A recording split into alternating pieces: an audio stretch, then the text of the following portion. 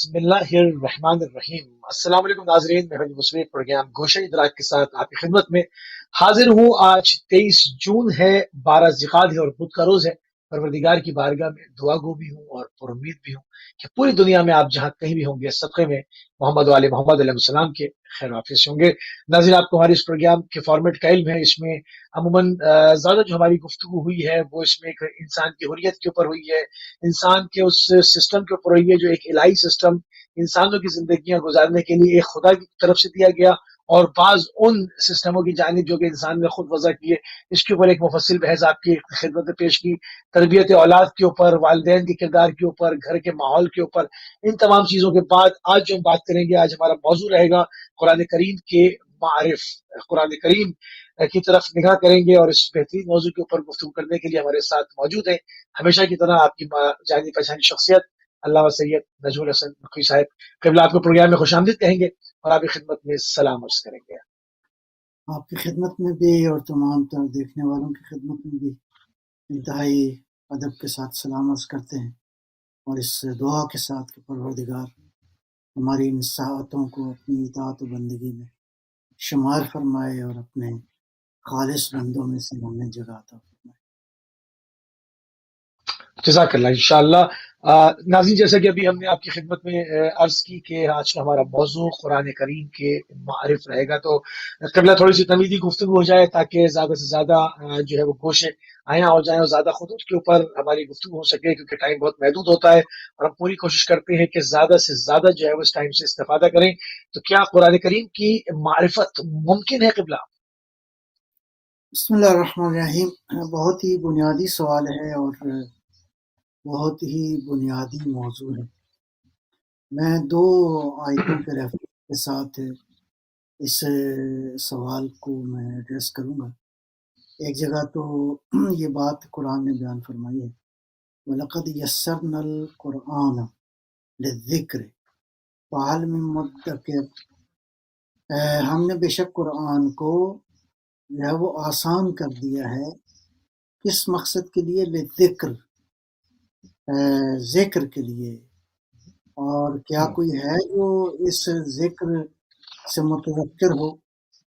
لہذا اگر اس آیہ مبارکہ میں دیکھا جائے تو اجمالی طور پر اگر کوئی انسان نصیحت حاصل کرنا چاہے، اگر کوئی انسان ہدایت حاصل کرنا چاہے، اگر کوئی انسان اپنی زندگی کے لیے کوئی نورانی پیغام حاصل کرنا چاہے تو لقد یسرنا القرآن، ہم نے قرآن کو یقیناً یقیناً یقیناً ہم نے کیا کیا ہے؟ میسر کر دیا ہے، آسان کر دیا ہے۔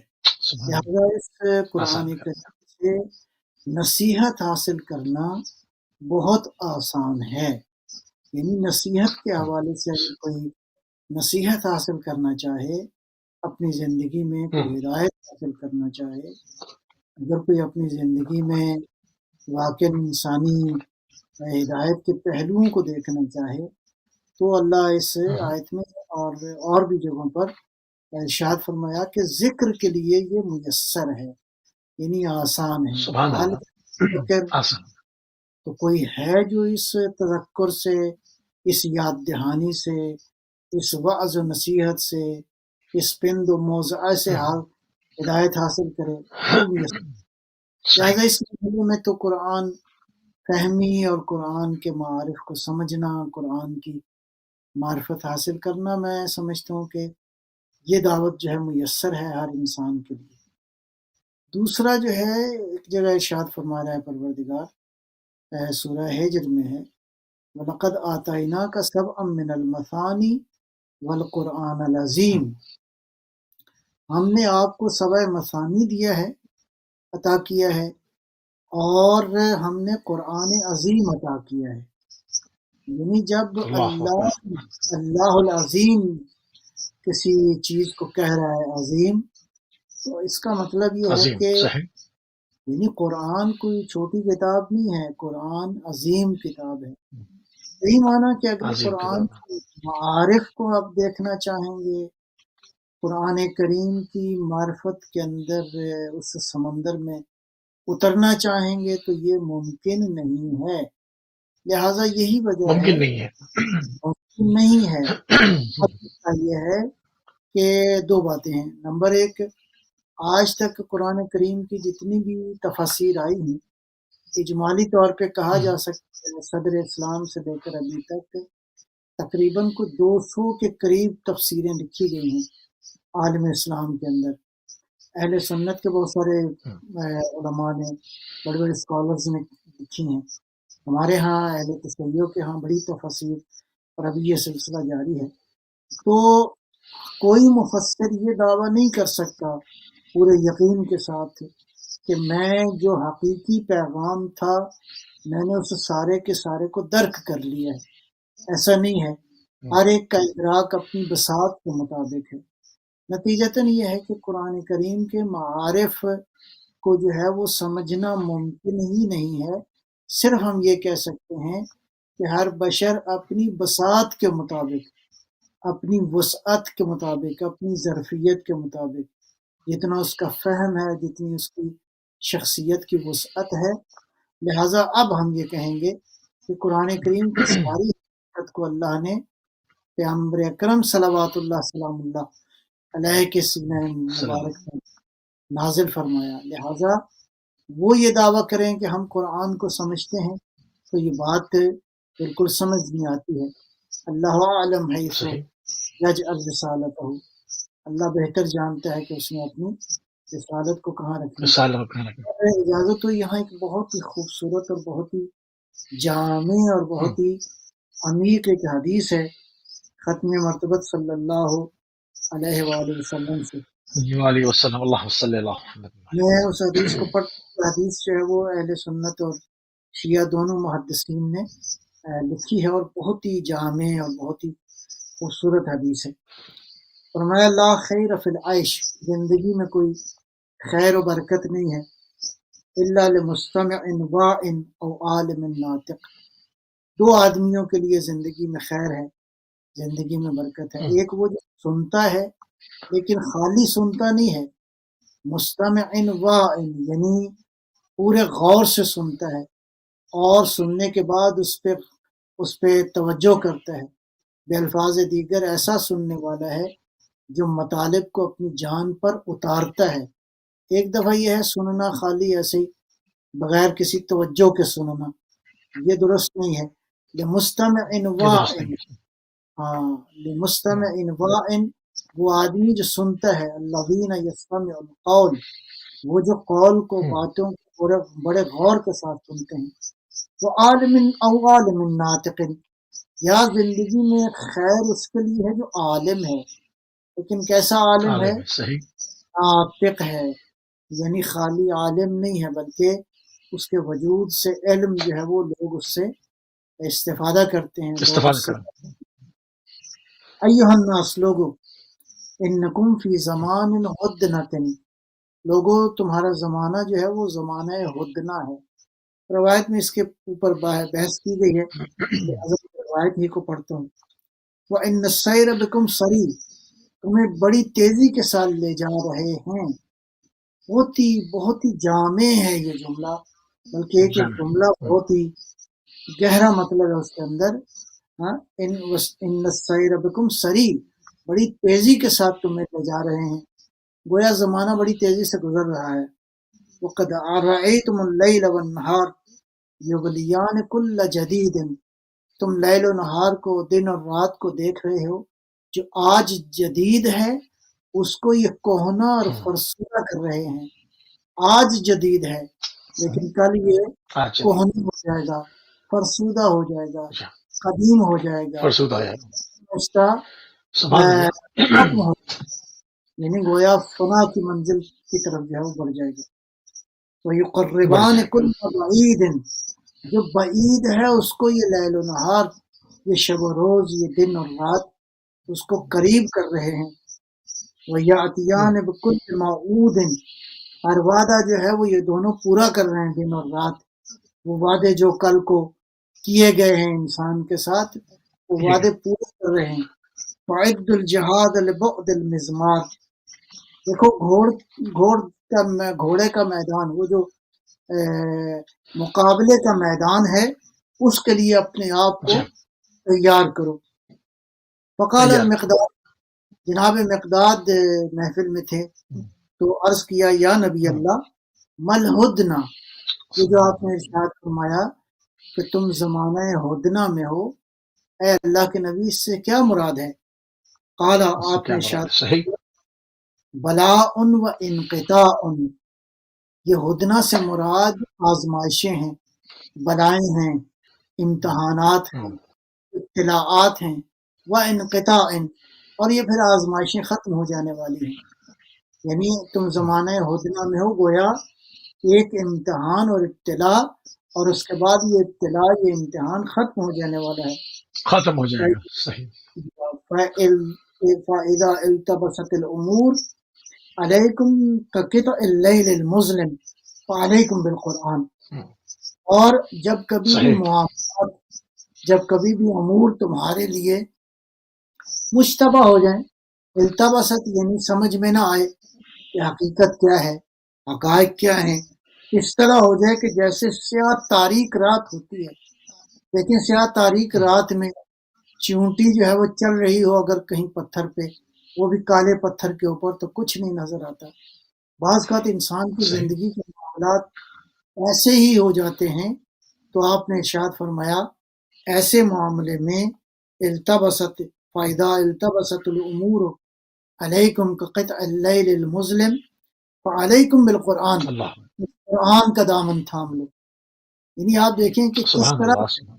ہم قرآن کریم کے معارف، قرآن کریم کی ہدایت کے. اچھا، یہاں پر سوال ایک پیدا ہوتا ہے کہ قرآن سے تمسک کے معنی کیا ہے. عموماً لوگ جب بھی ہماری کبھی بات ہوتی ہے، میں لوگوں کو مطلب اس طرح سے میں جو مجھ تک بات پہنچتی ہے وہ عموماً انڈرسٹینڈنگ یہ ہوتی ہے کہ بچوں کو قرآن پڑھا دیا، یا ہم نے قرآن پڑھا تھا، ہم نے قرآن پڑھ لیا.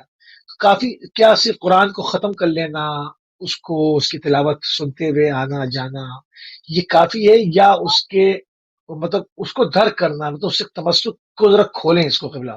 تو عموماً لوگ صرف تلاوت کو، اس کو سننے کو، اس کو چومنے کو سمجھتے ہیں کہ ہم نے یہ اسی لیے آیا تھا، ہم نے اتنا کام کر دیا، ہماری مسئولیت تمام ہو گئی. تو عموماً وہ کتاب ہدایت کی کتاب ہے، اس سے ہمارا تمسک کس لیول پہ ہونا چاہیے، اس سے مراد کیا ہے تمسک سے؟ دیکھیں دو مرحلے ہیں. پہلا مرحلہ یہ ہے کہ قرآن کریم سے ارتباط ضروری ہے.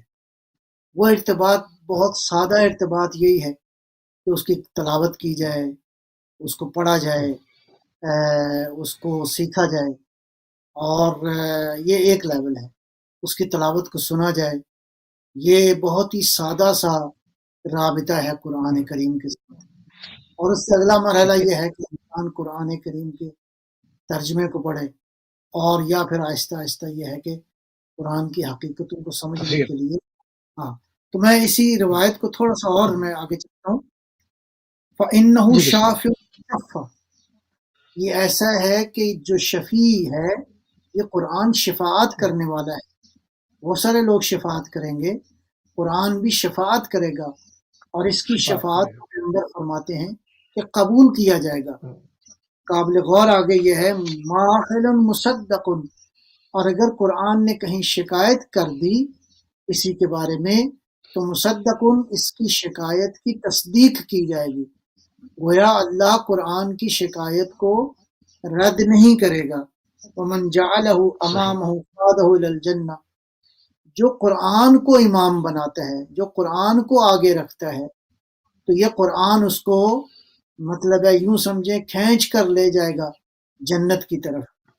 ومن جعلہ صحیح. خلفہ قادہ الی النار، اور اگر کسی نے قرآن کو پیچھے رکھا، خود آگے ہو گیا، قرآن پیچھے ہو گیا، تو وہ قرآن جو ہے اس کو جہنم میں پھینک دے گا. اس کا کیا معنی ہے قرآن کو آگے رکھنا، قرآن کو پیچھے رکھنے کا معنی یہ نہیں ہے کہ یہ جو پرنٹڈ قرآن ہے اس کو آپ ہمیشہ آگے رکھیں. ہاں، ادب کا تقاضا تو یہی ہے، لیکن اس کا معنی یہ ہے کہ قرآن امام ہو، قرآن کی تعلیمات زندگی کا جو ہے وہ سرنامہ مقدم ہو. لوحہ سرلوحہ کلام ہو، مقدم ہو، پیچھے نہ ہو. یعنی قرآن کو پس پشت ڈال دینا، اس کی کسی بات پہ عمل نہ کرنا، یہ وہی ہے، اگلا لیول ہے جو آپ نے ابھی سوال کیا ہے. وہ دلیل علی خبر अला खैर सबीलिन, कुरान रहनुमा है ऐसे रास्ते की तरफ जो खैर ही खैर है। वल फस्ल खैर लैस खैर सही। हज़ल, कुरान जो है वो फासिल है, हक व बातिल के दरमियान फासिला करने वाला है। हाजिल नहीं है हद ये फासिल कुरान, कोई मजाह नहीं है, कुरान कोई शोखी नहीं है। लहू ज़हरुन व बतनुन, ये कलाम पैगंबर अकरम का है, उस हस्ती का है जो कुरान नातिक है, उस हस्ती का कलाम है जो कुरान की हकीकत है, उस हस्ती का कलाम है जो कुरान मुजस्सम है, उस हस्ती का कलाम है जो कुरान की तालीमात का वाक़न क्या कहते हैं नमूने अमल है इस आलम के अंदर तमाम तर बशरियत के लिए। लहू ज़हरुन व बतनुन, कुरान करीम का ज़ाहिर है और बातिन है। क्या खूबसूरत है, आगे फरमाते हैं फ़ज़ाहिरुहु सुभान अल्लाह। हिकम, इसके ज़ाहिर में हिकमतें हैं। व बातिनुहु इल्मुन, इसका बातिन इल्म है। ये अगला लेवल है। इल्म ये है। जो आपने सवाल किया था, ये इस हदीस मुबारका हम्म, के अंदर लेवल मुख्तलिफ हैं। पहला लेवल वही था जो सादा है, लेकिन अगला लेवल क्या है, या इमाम पैगंबर फरमाते हैं देखो ये शफी है, ये अगर शिकायत करेगा इसकी शिकायत कबूल की जाएगी, इसको अपना इमाम करार दो, इसके इमाम न बनो। ये अल्लाह रहनुमा, अकबर। ये शोखी नहीं है, सादा किताब नहीं है, इसके ज़ाहिर हैं, इसके बातिन हैं। इसका ज़ाहिर जो है वो हिकमतों से भरा हुआ है, इसका बातिन इल्म है। कैसा इल्म? सुभान अमीकुन अल्लाह। सुभान बहरुहु, अल्लाह। ये एक वाह। गहरा समंदर है। ये तो वो फरमा रहा है जिस गहरे समंदर का इल्म रखता है। अमीकुन बेशक बहरुहु, ऐसी है। इसका समंदर बहुत अमीक है। ला तुहसा अजाइबुहु, ये ऐसा गहरा समंदर है कि जिसके अजायबात का इहाता मुमकिन नहीं है। देखें, काउंटिंग करना वाह। और है, इहाता करना और है। काउंटिंग तो आप किसी एक मरहले पे किसी एक चीज की कर सकते हैं, लेकिन हर शय जो उसके अंदर है उसका इहाता करना ये कुछ और मामला है। ये पैगंबर कुछ और फरमाते चीज है। हैं इसके अजायबात का इहाता मुमकिन नहीं है। ला यशबअ मिन्हु उलमाउहु, उलमा कभी भी सैर नहीं होंगे।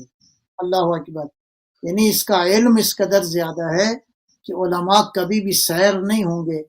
वहब्लुल्लाहिल मतीन, ये अल्लाह की सुभान मजबूत अल्लाह। रस्सी। रस्सी वस्सिरातुल है। मुस्तकीम, सुभान अल्लाह। ये है सिरात मुस्तकीम। फीह ये है। मसाबीहुल हुदा, इसमें हिदायत के अल्लाह कई अकबर। जरिए हैं। वो मनारुल हिकमा, हिकमत के कई मनारे हैं। दालुन अलल नारे। हुज्जा, ये अल्लाह की तरफ से हुज्जत पर दाल है, यानी हुज्जतें ही हुज्जतें सुभान हैं। अल्लाह। ये हुजज की तरफ अल्लाह जो है वो अकबर। रहनुमाई करने वाला है। जब पैगंबर ये बयान करते हैं तो मैं सिर्फ एक बात इशारतन फिलहाल यहाँ पे अर्ज करूंगा। ये जो पैगंबर फरमा रहे हैं कि ऐसा गहरा समंदर है जिसके अजायबात का इहाता नहीं किया जा सकता, उनके यही है सिरात मुस्तकीम, यही है हुज्जत की तरफ रहनुमाई, यही है हिदायत के जो चराग हैं उनका मजमुआ है। ये हिकमतों के मीनार इसके अंदर पाए जाते हैं। तो कैसे मुमकिन है अल्लाह कि अकबर। अल्लाह ऐसी किताब को ऐसे ऐसी ज़ात की तरफ जो है वो नाज़िल करे जो इन औसाफ से मुत्तसिफ ना हो। यानी पैगंबर अकरम की बिल्कुल ज़ात ऐसी। कुरान करीम की इन सल्लल्लाहु सारी अलैहि वसल्लम। हकीकतों से मुत्तसिफ है। अगर कुरान अल्लाह मुस्तकीम है, अकबर। नहीं। पैगंबर की ज़ात भी सिरात मुस्तकीम है। बिस्मिल्लाहिर रहमानिर रहीम, यासीन वल कुरानिल हकीम, इन्नका लमिनल मुरसलीन अला सिरात। मुरसलीन। ज़ात पैगंबर सुभान अल्लाह। हकीकत कुरान की हकीकतों को खोलने वाले हैं। लितुबय्यन लिन्नास, सुभान अल्लाह। कुरान के इन हिकमत के मीनारों को, इन हिदायत के चिरागों को खोलने वाला इंसान कौन है? वो ज़ाहिर है कि ज़ात अक़दस से पैगंबर अकरम सल्लल्लाहु सल्लल्लाहु अलैहि अलैहि हैं। वसल्लम। लिहाजा कुरान करीम के मारिफ जो है उसको हर इंसान अपनी बसात के मुताबिक, अपनी अच्छा, हिम्मत के यहाँ पर मुताबिक। जहाँ बिसात की बात आ रही है वहाँ हम देखते हैं कि अमूमन उरफा की जानिब देखते हैं या ऐसे मुत्तकी और परहेजगार अफराद की जानिब मतलब जिनकी जिंदगी में जिन्होंने अपनी जिंदगियों को یعنی اس دستور کے مطابق جو کہ قرآن نے دیا تو اس میں اپنی زندگی کو ڈھال لیا ہے.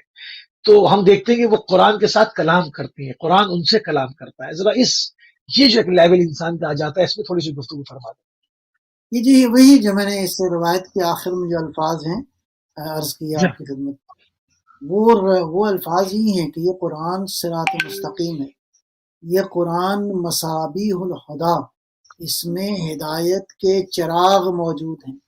اب یہ جو ہدایت کے اللہ چراغ حکمتوں کے منار ہیں، یہ جو اس کے عجائبات کا احاطہ نہیں کیا جا سکتا، لہذا وہ سینا چاہیے اس عظمت پر خود قرآن سے کلام کرنے کے لیے جو ان حکمتوں سے بھرا ہوا ہو، جو ان حکمتوں کے ساتھ معمور ہو.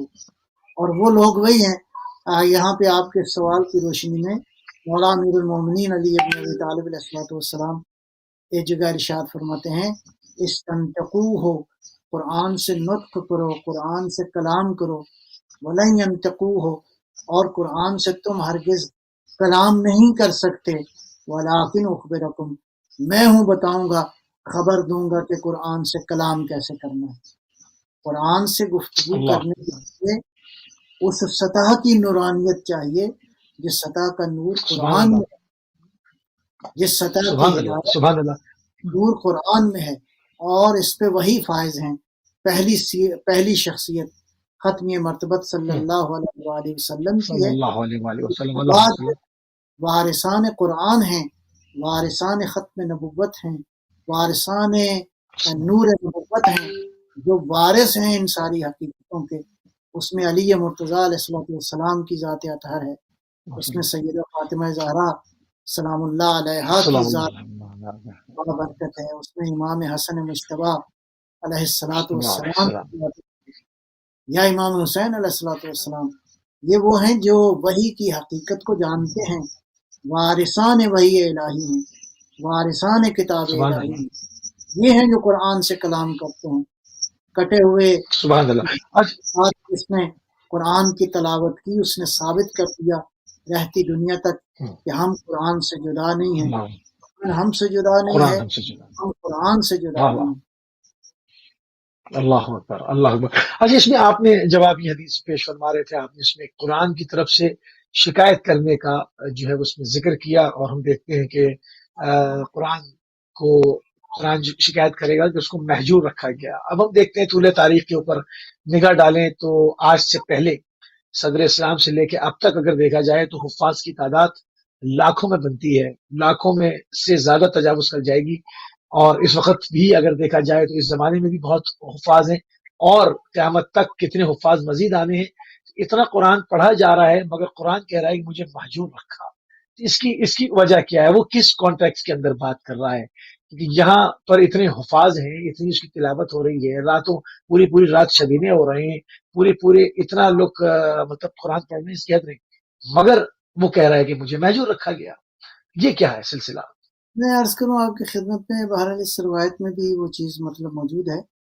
البتہ یہ ہے کہ روایات میں ہے کہ 3 چیزیں جو ہیں اللہ کی بارگاہ میں شکایت کریں گی. ایک مسجد شکایت کرے گی، یہ حدیث میں موجود ہے. ایک قیامت کے دن قرآن شکایت کرے گا کہ میرے ساتھ ہے وہ میرا جو مقام تھا وہ اس کا خیال نہیں کیا گیا. ایک اگر کسی آبادی میں کوئی نیک عالم دین ہے تو وہ شکایت کرے گا. تو یہ شکایت سے مراد کیا ہے؟ خالی حفظ کر لینا نہیں ہے، حفظ کرنا اور ہے، حفاظت کرنا اور ہے. تو جو فرمایا آپ نے صحیح. حفظ کر لینا، جی خالی چیزوں کو حفظ کر لینا اس گڈ، بہت اچھا ہے. قرآن کریم کو حفظ کرنا، بہرحال جو حافظ قرآن ہوتا ہے مگر اگر مطلب پورا ہو گیا ہوتا تو شکایت نہ ہوتی نا، مطلب کوئی چیز مسنگ رہ جائے گی جو شکایت کی جا رہی ہے. وہ یہی ہے، یہ جو اس روایت میں آیا فَإِنَّهُ شَافِعٌ مُشَفَّعٌ، اگر یہ شفاعت کرے گا تو اللہ اس کی شفاعت کو قبول کرے گا، اور اگر یہ قبول کرے گا. شکایت کرے گا تو اس کی شکایت جو ہے وہ اس کی تصدیق کی جائے گی. اللہ معاف کرے کہ پروردگار ہمیں اس مرحلے سے دور رکھے کہ قرآن جو ہے وہ شکایت کرے. اور یہ شکایت بھی دیکھیں، میں عرض کروں بنیادی طور پر یہ جو روایت ہی میں ہے کہ ایسا نہ ہو کہ قرآن کے امام تم بن جاؤ. نہیں، قرآن کو امام بناؤ، قرآن کو مقدم رکھو۔ ایمان والے جو ہیں وہ اللہ اور اللہ کے رسول سے آگے نہیں جاتے، آگے نہیں جاتے۔ ایک تو ایک ظاہری ادب ہے، ختمی مرتبہ صلی اللہ علیہ وآلہ وسلم کا ایک خاص پروگرام ہے کہ جو ان کے زمانے میں تھے، وہ ادب کا تقاضا یہ ہے کہ ان کے آگے نہ جائیں، لیکن اس آگے جانے کا ایک گہرا معنی ہے، ایک گہرا مفہوم ہے کہ رسول اللہ تمہارے امام ہوں، یعنی زندگی سبحان میں اللہ، رسول اللہ امام ہوں، زندگی کی امام ہو تعلیم، یقین، زندگی کے معاملات بالکل میں۔ صحیح۔ اچھا یہ کہیں ناطق قرآن کو چھوڑنے کی وجہ سے تو شکایت نہیں کر رہا، کیونکہ اس کے جو اصل مفاہیم اور معنی تھے، اس کی جو اصل اس کی گہرائیاں تھیں، جو مولا امیر المومنین نے جو تفسیر لکھی اور جمع کی اور امت کی نجات کے لیے وہ کافی تھی، اس کو رد کیا گیا۔ تو ناطق قرآن کو چھوڑ کر ادھر ادھر سے قرآن لیا جاتا ہے، سمجھنے کی کوشش کی جاتی ہے، دسیوں فرقے بن گئے، ہر فرقے کے پاس دلیل قرآن سے ہے۔ کہیں ناطق قرآن کو چھوڑنے کی وجہ سے تو شکایت نہیں دیکھیں، میں کی جا عرض رہی ہے۔ کرتا ہوں، قرآن فہمی کے مرحلے مختلف ہیں۔ ظاہر ہے کہ قرآن فہمی کوئی دعویٰ تو نہیں کر سکتا کہ میں سارے قرآن کو سمجھ گیا ہوں۔ اب قرآن کریم کے مضامین اگر آپ دیکھیں گے، موضوعات دیکھیں گے، تو شاید سینکڑوں مضامین ہیں، موضوعات ہیں۔ تو اس اعتبار سے فرض کریں میں چند ایک موضوعات کا ذکر کرتا ہوں۔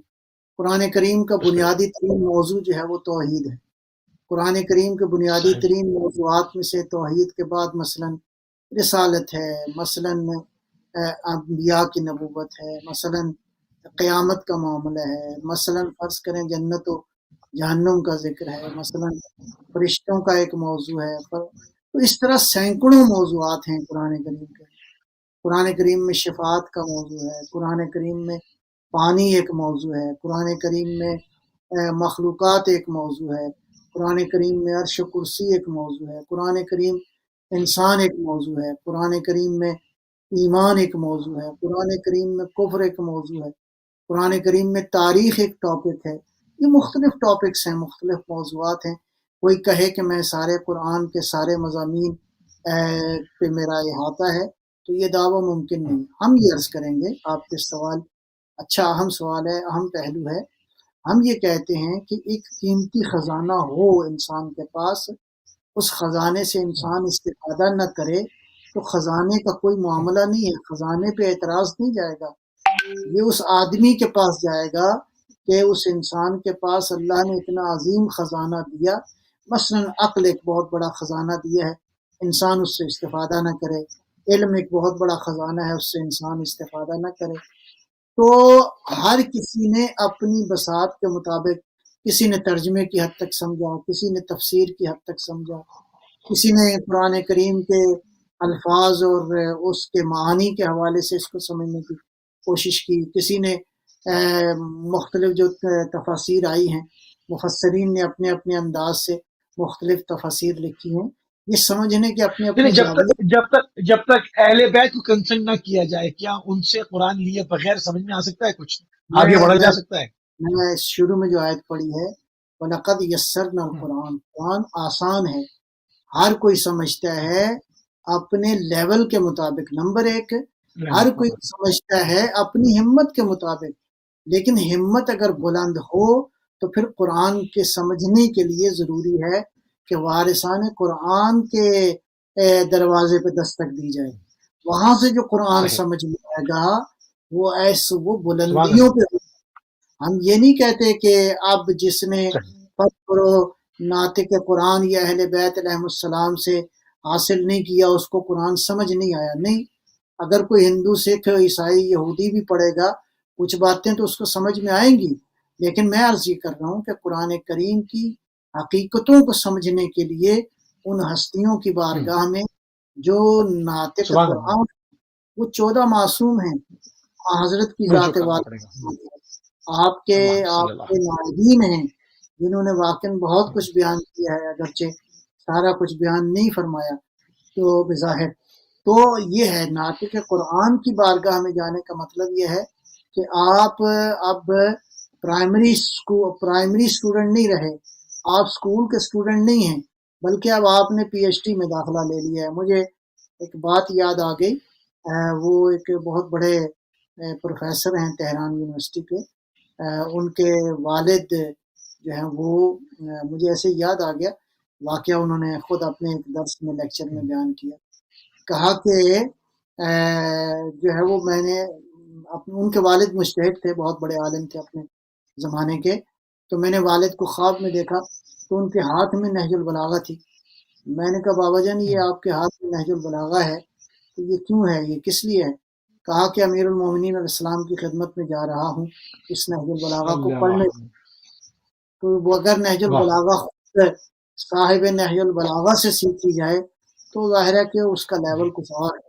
لہٰذا قرآن کریم کو اگر وارثان قرآن سے لیں گے تو وہ علم کی اس منزل پہ آپ جا سکتے ہیں جس کا عام انسان جو ہے وہ تصور نہیں کر سکتا. نہیں کر سکتا. صحیح. تھوڑی سی گفتگو کو ناظرین مزید جو ہے وہ آگے بڑھاتے ہیں. حروف مقطعات قبلہ یہ کیا ہے؟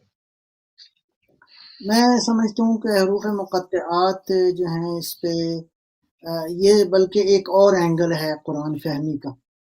قرآن کریم کو سمجھنے کے لیے حروف مقطعات کو سمجھنا جو ہے وہ بہرحال ایک بہت ہی عظیم الشان باب ہے کہ جس باب سے ہم قرآن کریم کی معرفت کو حاصل کر سکتے ہیں. میں سادہ انداز میں عرض کروں گا کہ قرآن کریم کی 29 سورہ مبارکہ ایسی ہیں جن کے شروع میں حروف مقطعات آئے ہیں. حروف جو ہیں قرآن عربی زبان کے اندر ہے، مشہور قول یہ ہے کہ 28 حرف ہیں. اس میں 14 حرف جو ہیں 14 حرف جو ہیں ان مقطعات میں آئے ہیں. باقی 14 حرف جو ہے وہ ان مقطعات میں نہیں آئے. لہٰذا یہ ایک بحث ہے کون کون سے حرف ہیں. مثلاً ہے الف، لام، میم، عین، سین، را، یا، سین، طا، ہا، ہا، قاف دو نقطے والا، کاف کتاب والا، اور نون. یہ 14 حروف ہیں جو کہ حروف مقطعات کی تشکیل انہی حروف کے ساتھ ہوئی ہے. یہ ایک تو یہ بحث ہے. البتہ یہ ہے کہ قرآن کریم کی 29 سورہ مبارکہ میں جن کے شروع میں یہ حروف آئے ہیں ان میں سورہ بقرہ، سورہ آل عمران، یہ 2 صورتیں ایسی ہیں جو مکی ہیں.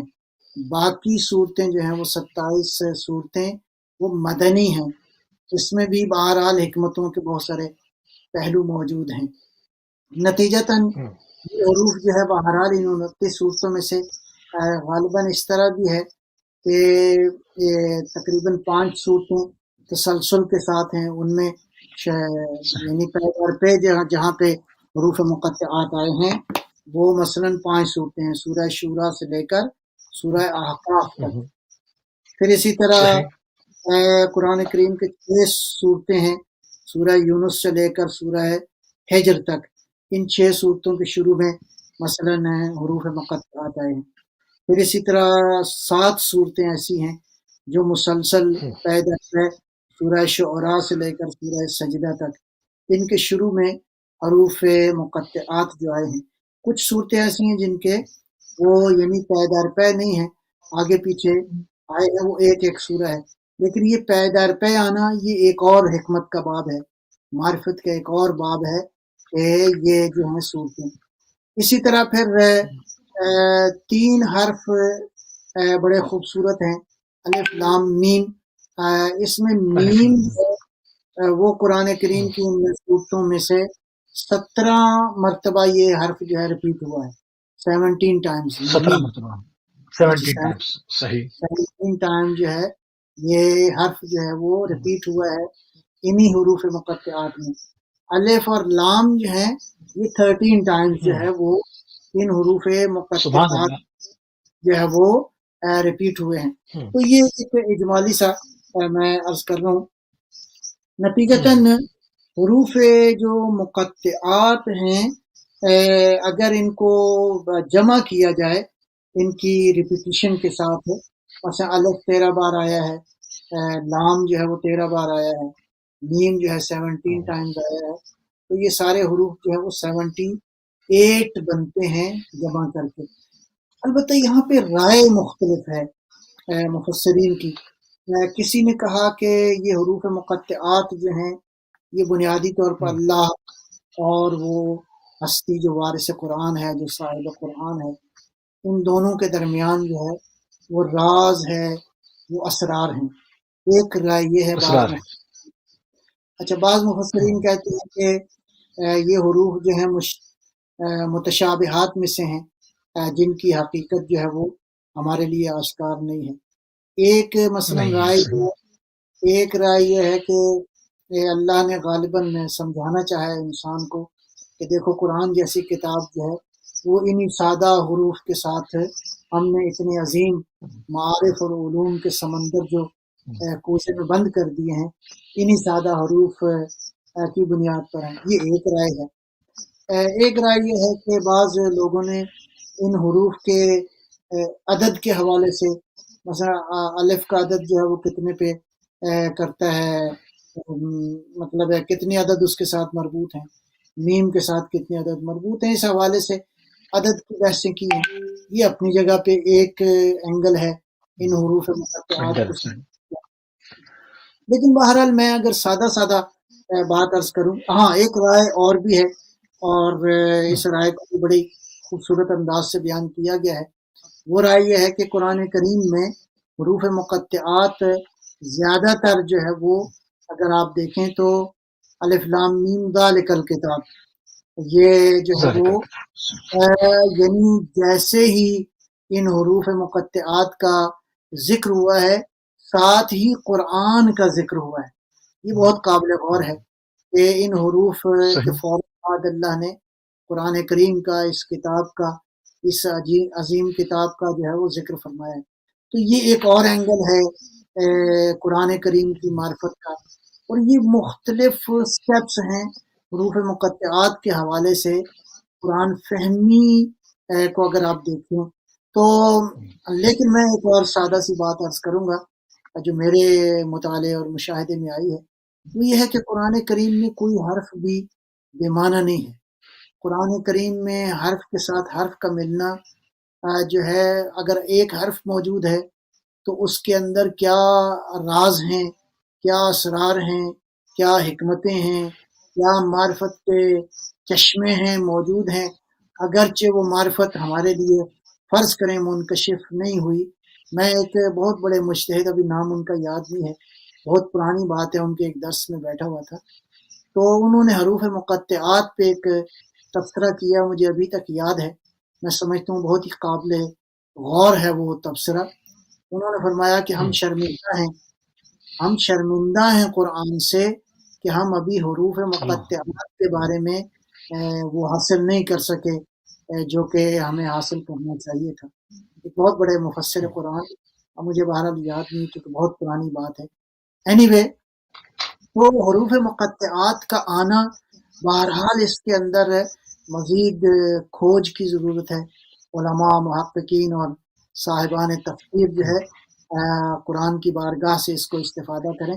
لہٰذا بے معنی نہیں ہے اگر ان 29 حروف پہ آیا ہے، کن صورتوں کے شروع میں آیا ہے، پھر آئے ہیں حروف، پھر میرا مطلب ہے بعض صورتوں میں پے در پے 7 صورتوں میں، پے در پے 5 صورتوں میں، پے در پے 6 صورتوں کے آغاز میں، یا ابتدائی طور پر 2 صورتوں کے آغاز میں، سورہ بقرہ اور سورہ، پھر یہ ہے کہ یہ 2 صورتیں سورہ بقرہ اور سورہ آل عمران یہ مکی ہیں، اور ان کے شروع میں حروف مقطعات کا ذکر، یہ کیا معنی رکھتے ہیں، پھر اسی طرح باقی اگر مدنی ہیں تو ان پہ کیا معنی ہیں۔ یہ بہرحال ایک وسیع سمندر ہے جس کا احاطہ جو ہے وہ بہرحال ابھی فی الحال ابھی بشر کے بس میں۔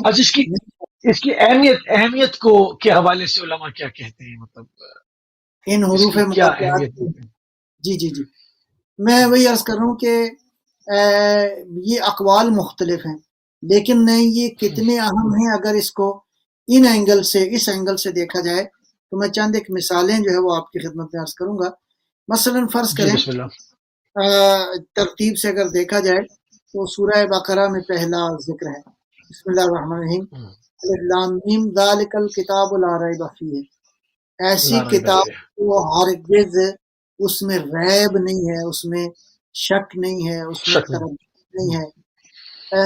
کیا لنک ہے اس الف لام میم کا اس مطلب کی طرف؟ نہیں. یہ کتاب جو ہے بے عیب ہے، لیکن اگر الف لام میم ہی کو اگر آپ دیکھیں تو غالباً جو ہے وہ یہ 8 صورتوں کے شروع میں آیا ہے یہ الف لام میم۔ 6 میں الف لام میم آیا ہے، اور 2 میں الف لام میم صاد اور الف لام میم را۔ اگر ان کو اگر آپ جمع کریں گے تو یہ الف لام میم والی جو صورتیں ہیں ان کے مطالب کو آپ جمع کریں گے تو بڑا خوبصورت سا آپ کو گلدستہ جو ہے وہ سمجھ اچھا. میں آئے گا۔ مثلاً اس کے بعد بسم ہے اللہ. سورہ آل عمران کے شروع میں اللہ فرماتا ہے الف لام میم، بسم اللہ الرحمن الرحیم، الف لام میم اللہ لا الہ الا هو الحی القیوم نزل علیک الکتاب بالحق مصدقا لما بین یدیہ وانزل التوراۃ والانجیل من قبل ہدی للناس وانزل الفرقان۔ اتنا گہرا مطلب ہے اس آیہ مبارکہ کے اندر کہ میں ایک چھوٹا سا طالب علم ہوں، میری سمجھ میں بہرحال بہت ہی گہرے مطالب جو ہیں یہاں قرآن کریم کے مختلف اوصاف بیان کیے گئے ہیں۔ الف لام میم اللہ. اللہ لا الہ الا هو الحی القیوم، اللہ کا یہ بھی مفسرین فرماتے ہیں کہ اگر جہاں اللہ اپنے اوصاف بیان کرتا ہے نا تو وہ اوصاف ایسے بے معنی نہیں ہیں، علیم خبیر، حلیم حکیم، یا مثلا اس طرح کے اوصاف جو ہے وہ اللہ استعمال فرما رہا ہے، تو گویا اس مطلب کے ساتھ وہ جو کانٹیکسٹ ہے اس کانٹیکسٹ میں ان اللہ کے اوصاف کو سمجھنا چاہیے۔ وہ اللہ جو حی و قیوم ہے، جو حی ہے اور قیوم ہے، جس کی ذات زندہ ہے، جس کی ذات قائم ہے، وہ ذات ہے جس نے کیا کیا ہے، نزل علیک الکتاب بالحق، اس نے آپ کی طرف کتاب کو نازل کیا ہے۔ اچھا، یہاں پہ نمبر 1 نزلہ استعمال ہوا ہے۔ یہ نزول جو ہے 2 طرح سے ہے، ایک نزول تدریجی ہے، ایک نزول دفعی ہے۔ تو یہ نزلہ استعمال ہوا ہے، لہٰذا یہ ایک خاص معنی رکھتا ہے۔ علیک الکتاب، یہاں پہ قرآن کو کتاب کہا گیا ہے، خود کتاب ایک معنی رکھتا ہے، اور یہ کتاب صحیح. یہ کتاب حق کے ساتھ آئی ہے، یعنی یہ قرآن کتاب بھی ہے، یہ قرآن جو ہے وہ حق بھی ہے۔ یعنی اسی ایک آیت میں آپ کس قدر جو ہے وہ مطلب موجود ہے۔ مصدقاً، کتنے یہ معنی کتاب تصدیق کرنے والی ہے، مصدق ہے، تصدیق کرنے یہ والے. کتاب بھی ہے، یہ حق بھی ہے، یہ مصدق بھی ہے، اور یہ حی و قیوم نے اس کو نازل کیا ہے۔ اس کا مطلب ہے اللہ. حی قیوم والی صفت بھی اس کے اندر موجود ہے۔ یعنی اس سے یہ بات بھی سمجھ میں آئی کہ یہ کتاب زندہ کتاب ہے، یہ کتاب حی کتاب ہے، اس لیے کہ حی نے اس کو نازل کیا ہے۔ القیوم، سبحان اللہ. اس قیوم نے نازل کیا ہے، یعنی قرآن کریم اپنے معارف کے اعتبار سے قیوم ہے، حی کا مظہر، قیوم کا مظہر ہے، سبحان اللہ. کتاب ہے، یہ مصدق ہے۔ آگے کیا فرمایا؟ انزل التوراۃ والانجیل، تورات اور انجیل کے لیے یہاں پہ لفظ انزلہ استعمال ہوا ہے۔ نزلہ اور انزلہ یہ دونوں قابل غور ہیں کہ اس کا مطلب ہے یہ قرآن جو ہے نزول ہے، یہ قرآن کریم نازل ہوا ہے۔ اس نزول سے کیا معنی ہے، یہ پھر ایک بحث ہے۔ من قبل ہدی للناس، پھر یہ کتاب جو ہے ہدا ہے، یعنی ہدایت ہے۔ آپ دیکھیں ایک ہی آیت میں اتنا مطلب ہے، یعنی یہ کتاب ہے، یہ حق ہے، یہ تنزیل ہے، یہ مصدق ہے، یہ حی و قیوم کا یہ اوصاف کا مظہر ہے، یہ ہدایت ہے۔ اس کے بعد کیا فرمایا؟ وَأَنزَلَ الْفُرْقَانَ، یہ فرقان ہے۔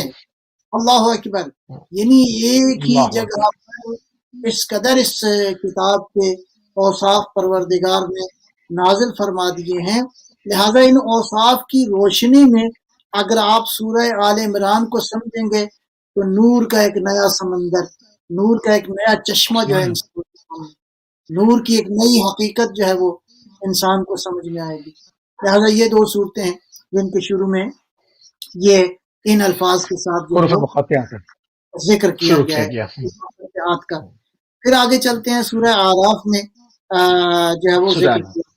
وہ کیا ہے؟ الف لام میم صاد. یہاں پہ ایک صاد کا اضافہ ہے، جیسے میں نے عرض کیا کہ 6 صورتوں میں خالی الف لام میم ہے، اور 2 میں، ایک میں الف لام میم صاد ہے، ایک میں الف لام میم را ہے. تو بہرحال اس کو تھوڑا سا کتاب انزل الیک. اچھا، اوپر فرمایا تھا نزل علیک، یہاں فرمایا ہے انزل. یعنی یہ دونوں یہ حکمت کے ابواب ہیں. میں عرض کروں آپ کی خدمت میں، اس کتاب کو اللہ نے نزلہ بھی استعمال فرمایا ہے، کتاب انزلہ بھی فرمایا ہے. دونوں طرح سے یہ نزول جو ہے الہی کا، میرا حبیب آپ کی طرف. فلا یکن فی صدرک حرج منہ لتنذر بہ وذکر للمؤمنین. اچھا، اور یہ ہم نے آپ کی طرف جو ہے اس کو نازل کیا ہے، لہذا آپ پریشان نہ ہوں. آپ جو ہے اس کتاب سے جو ہے وہ لوگوں کو مثلاً ہے، آپ کا کام ہے کہ وارننگ دیں، لوگوں کو ہدایت کا میسج جو ہے پہنچائیں. ذکر للمؤمنین. اب یہاں اس کتاب کا قرآن کی ایک اور صفت آ گئی، وہ کیا ہے کہ یہ ذکر ہے، یہ تذکر ہے، یہ ذکرہ ہے، یہ ریممبرنس ہے. وہ جو شروع میں نے آیا مجیدہ پڑھی وَلَقَدْ يَسَّرْنَا الْقُرْآنَ لِلذِّكْرِ، ہم نے اس کو ذکر کے لیے. لیکن آیا یہ ذکر سب کے لیے ہے؟ یہاں ارشاد فرما رہے ہیں ذکر للمؤمنین، ہر ایک کے لیے نور قابل استفادہ نہیں ہے. بعض لوگوں کے لیے خالی لفظ قابل استفادہ ہے، بعض لوگوں کے لیے خالی ترجمہ قابل استفادہ ہے. یہ خالی لفظ اور یہ ترجمہ تو غیر مسلم بھی پڑھ سکتا ہے، لیکن اس قرآن کی نورانیت کا زیادہ فائدہ کس کو ہے؟ ذکر للمؤمنین. یا الف لام میم ذالک الکتاب لا ریب فیہ ھدی للمتقین. یہ ہدایت ہے البتہ کس کے لیے ہے؟ متقین کے لیے. یہاں ارشاد فرمایا ذکر للمؤمنین. اچھا، ایک اور نقطہ یہاں، اگر آپ عربی لغت کے ان ظرافتوں کو مد نظر رکھیں، انزل الیک، آپ کی طرف اس کتاب کو نازل کیا گیا. اس کو وہ کہتے ہیں نا انگلش میں ایکٹیو وائس اور پیسو وائس. ایک ہوتا ہے جس میں سبجیکٹ کا ذکر ہوتا ہے، فاعل کا ذکر ہوتا ہے، اور مفعول کا بھی ذکر ہوتا ہے. بعض جگہ پہ پیسو وائس ہوتا ہے اور فاعل کا ذکر نہیں ہوتا. تو جب فاعل کا ذکر نہ ہو تو اس میں بھی ایک عظمت کا پہلو پایا جاتا ہے، قرآن کریم کی عظمت کا پہلو ہے. انزل الیک، آپ کی طرف کتاب نازل کی گئی. نازل کرنے والا تو اللہ ہے، لیکن نازل کی گئی یعنی باعظمت ہے. یعنی اگر یہاں پہ اس لفظ کو ہم وہ فعل مجہول کہتے ہیں، اس کو فاعل کا ذکر نہیں ہے. اور مومنین کے لیے یہ تذکر ہے، ذکر ہے. پھر آگے چلتے ہیں، الف لام را. یہ سورہ یونس ہے. سورہ یونس کے شروع میں بہت ہی خوبصورت انداز سے اللہ ارشاد فرماتا ہے الف لام را تلک آیات الکتاب الحکیم. ایک ہی جملے کے اندر کیا خوبصورت ہے، اللہ اکبر. تلکا، تلکا ہے وہ اسی طرح اشارہ ہے جیسے ذالکا. ذالکا اور تلکا میں بہت ہی گہرا معنی پایا جاتا ہے کہ اس قرآن کو بعید کے اشارے کے ساتھ اور قریب کے اشارے کے ساتھ اگر خطاب کیا جائے تو قرآن کی مختلف عظمتیں سمجھ میں آتی ہیں. آیات یعنی یہ آیات بھی ہیں، یعنی قرآن کو آیات بھی کہا گیا ہے. یعنی قرآن کو کتاب بھی کہا گیا ہے، قرآن کو فرقان بھی کہا گیا ہے، قرآن کو مصدق کہا گیا ہے، قرآن کو ہدایت بھی فرمایا گیا ہے. اب یہاں پہ آیات، اس کو آیات، آیات تلک آیات الکتاب الحکیم، یہ ایسی کتاب ہے جس کی آیات کیا ہیں؟ حکیم ہیں، حکمتوں سے بھری ہوئی. وہ جو پیغمبر اکرم کی تلاوت کر رہا تھا کہ اس کی حکمتیں جو ہیں، اس کا باطن حکمتوں سے بھرا ہوا ہے، اس کا ظاہر حکمتوں والا ہے اور اس کا باطن علم ہے. اللہ اکبر. لہذا قرآن جو ہے کیسی کتاب ہے؟ حکیم کتاب ہے. اور یہ حکیم اللہ کی صفت بھی ہے، یہاں پہ قرآن کی صفت بھی بیان ہوئی ہے. یعنی بہت ہی اللہ اکبر. کان للناس عجبا ان اوحینا الی رجل منهم ان انذر الناس وبشر الذین آمنوا ان لهم قدم صحیح صدق عند ربهم. قبلہ بہت خوبصورت ہے یہ. قبلہ ہمارے پاس 1 منٹ رہ گیا صرف. جی بسم اللہ. وہ تو پھر بات اب ادھوری رہ گئی، انشاءاللہ اس کو ہم اگلے اس پہ کریں گے نشست میں. تو یہ جو ہے نا تلکا آیات الکتاب الحکیم جو ہے وہ کا ذکر کرنے کے بعد کیا لوگوں کے لیے یہ بڑی بات عجیب ہے کہ ہم نے اس کو وحی کر دیا ہے ایک انسان کی طرف. یعنی کون سی کتاب وحی کی ہے؟ اب یہ پیغمبر کی فضیلت کا جملہ ہے کہ کون سا انسان ہے جس کی طرف ہم نے کیسی کتاب، وہ کتاب جو حکمتوں والی کتاب ہے، وہ کتاب قرآن ہے، کتاب جو ان عظمتوں والی ہے. اوحینا الی رجل منہم، ہم نے ایک بشر کی طرف، ایک رجل کی طرف، ایک انسان کی طرف، ایک مرد کی طرف اس کو وحی کر دیا ہے. اس کا مطلب ہے پیغمبر اکرم بھی انہی خصوصیات سے متصف ہے جن خصوصیات کے ساتھ قرآن کریم کا نزول ہوا ہے. اللہ تعالیٰ نے قرآن کی ان حکمتوں اور عظمتوں کو سمجھنے کی توفیق عطا فرمائے. جزاک اللہ قبلہ، جزاک اللہ. انتہائی مشکور ہیں اور انتہائی ممنون ہے کہ مرتبہ آپ نے پھر اپنا قیمتی ٹائم LMS ٹی وی کو دیا.